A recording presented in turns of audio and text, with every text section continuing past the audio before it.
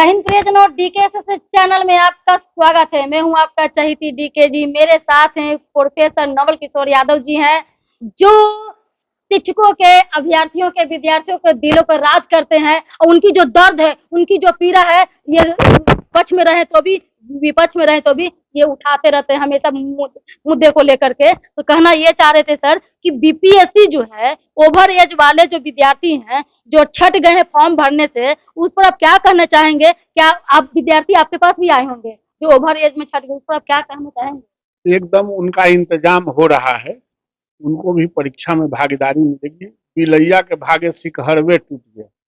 देखिए, उन लोगों को छांट दिया था तो एग्जामिनेशन कैंसिल हो गया।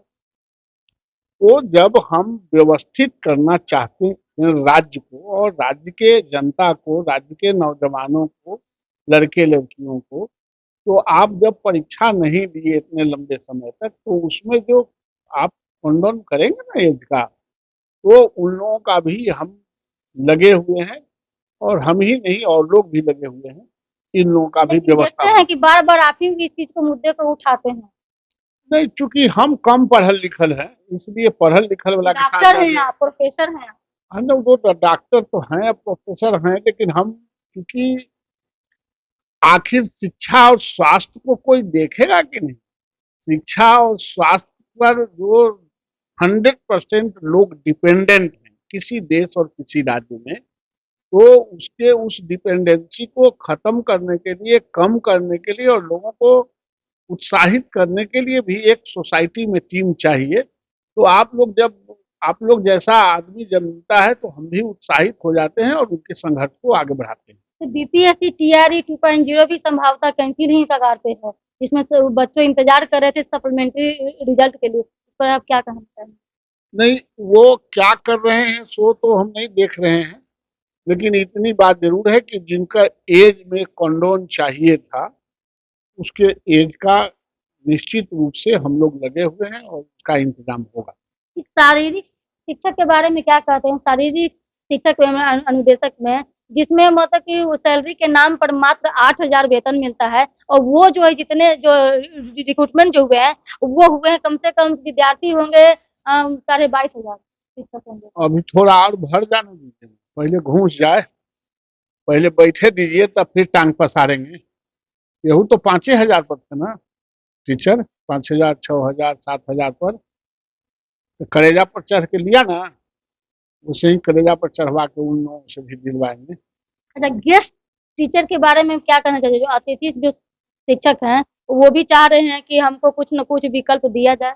गेस्ट टीचर को परमानेंट कर देना चाहिए, क्योंकि उतना ही पाराफर्नेलिया करके गया है गेस्ट टीचर, जितना आप और टीचर को पाराफर्नेलिया करते हैं, वो सारे पाराफर्नेलिया को पूरा किया है और सक्षम लोग हैं।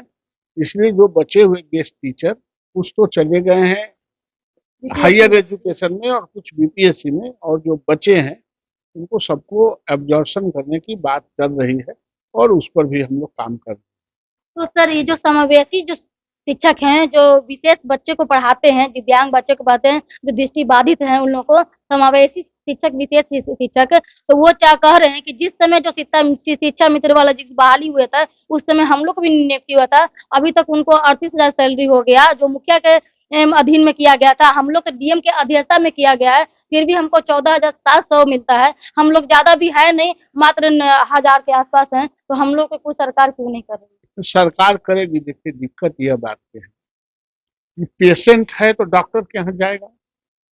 ये सब पेशेंट डॉक्टर के यहाँ आया नहीं।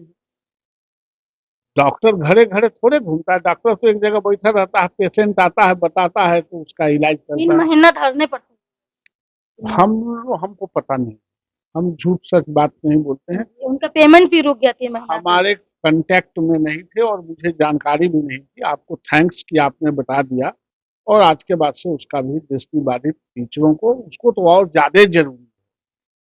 वैसे लोगों को वो ट्रीटमेंट कर रहे हैं, एजुकेट कर रहे हैं, जो समाज में जिसको लोग लांछनीय पूछते हैं, उसको आगे बढ़ाना, जो सचमुच में जिनके जरूरत है सोसाइटी को, उस बच्चे को आगे बढ़ाना, ऐसे शिक्षकों को तो निश्चित रूप से ज्यादा नजर रखनी चाहिए। अब उन लोगों के बारे में क्या कहना चाहेंगे सर, जो रात्रि प्रहरी हैं, उनको भी परेशानी, दिक्कत का सामना करना पड़े, इसके बारे में आप क्या कहना चाहेंगे? रात के पहरा दें।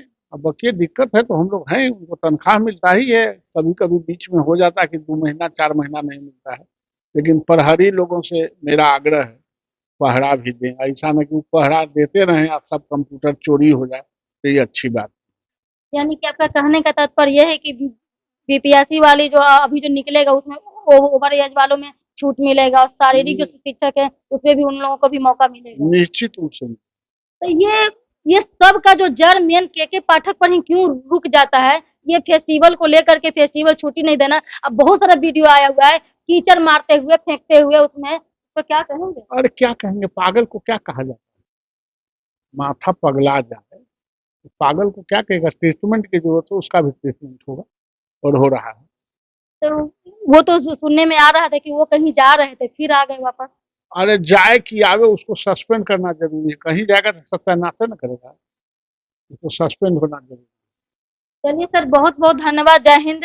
देख देख रहे थे मेरे साथ थे sir doctor professor Naval Kishore Yadav ji. कह रहे हैं कि देखिए दोस्तों, आप परेशान ना हो, आप टेंशन नहीं लें। यानी कि सर का जो जो मैंने आप लोग का मुद्दा सर के पास रखा है, ये हाई लेवल ऊपर तक जाएगी, और आप लोगों का यही जो सरकार है संविधान निकालेगी, कुछ ना कुछ विकल्प जरूर निकालेगी दोस्तों। अब इधर उधर कुछ दिन और ही सही, इतना दिन तक इंतजार किए हैं, कुछ दिन और सही दोस्तों, आप लोग का कल्याण होगा ही होगा डबल इंजन की सरकार में। जय हिंद। देखते रहिए DK channel, like, share, comment, subscribe करें, फेसबुक पे फॉलो करें।